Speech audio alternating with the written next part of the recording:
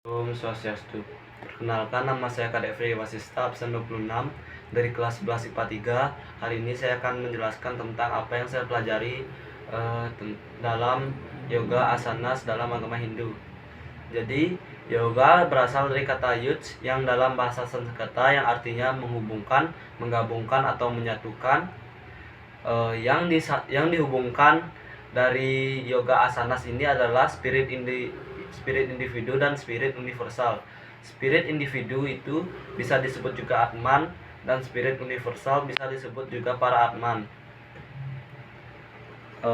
Para Atman terdiri dari unsur Purusa dan Prakrti atau Pradana.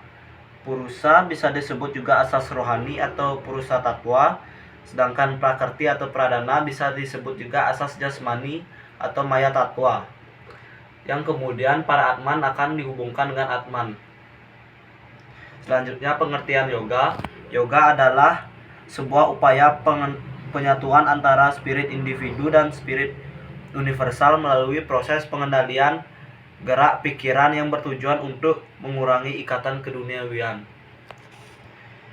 Kemudian sifat yang membelakangi ajaran yoga, yaitu kesadaran, keselarasan, keterbukaan, kesabaran, kehadiran, disiplin, empati, niat, keheningan, dan kebahagiaan.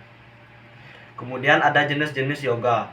Yang pertama Hatha yoga, yang kedua mantra yoga, yang ketiga laya yoga, yang keempat bhakti yoga, yang kelima raja yoga, yang keenam jnana yoga, dan yang ketujuh karma yoga.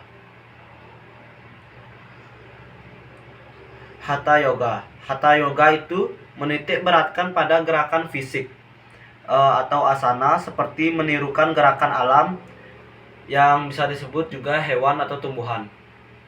Kemudian mantra yoga menitik beratkan pada pelafalan mantra. Perbedaan antara doa dan mantra. Doa itu berisi harapan dan mantra bersifat baku, berasal dari Weda dan berisi pujian. Kemudian laya atau kundalini yoga menekankan pada kebangkitan masing-masing cakra. Jenis cakra manusia itu ada 7. Yang pertama, Muladhara cakra atau cakra dasa, terletak di ujung tulang ekor, bersifat seperti api. Kemudian Swadhisthana cakra terletak di alat vital. Yang ketiga, Manipura cakra terletak di pusar. Yang keempat, Anahata cakra terletak di jantung. Yang kelima, Wisuddha cakra terletak di tenggorokan. Yang keenam, Ajna cakra terletak di selat lelata atau tengah alis.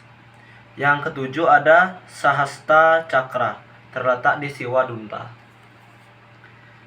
Yang keempat ada bhakti yoga, menekankan pada ajaran welas asih atau cinta. Kemudian yang kelima ada karma yoga, identik dengan karma, kerja, dan perbuatan. Kemudian ada juga jnana yoga, menitik beratkan pada metode ilmu pengetahuan. Dan yang terakhir ada raja yoga, teknik tapa, brata, yoga, dan samadhi. Pengaruh triguna terhadap pikiran. Yang pertama, satwam, berpengaruh terhadap sifat yang tenang. Kemudian rajas, aktif, agresif, fluktuatif. Yang ketiga, tamas, bersifat pasif dan lamban. Kemudian ada 5 keadaan pikiran akibat pengaruh dari triguna. Yang pertama, sipta, mendominasi dari rajas atau tidak diam-diam. Kemudian wisipta, dominasi dari rajas dan tamas yang bersifat galau. Kemudian yang ketiga, muda, didominasi oleh tamas. Yang keempat ada ekagra, didominasi oleh satwam yang bersifat pikiran terpusat. Kemudian ada niruda atau pikiran terkendali.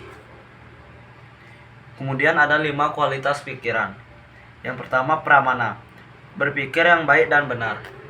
Kemudian wiraparya, berpikir negatif atau salah. Kemudian wikalpa, suka menghayal atau halu. Kemudian nidra, malas, dan seperti suka mengenang masa lalu. Objek pemusatan pikiran. Yang pertama, sawitorka, benda kasar, bisa contohnya arca atau simbol. Kemudian sawicara, benda halus, mulai masuk ke aspek rasa, pengalaman spiritual.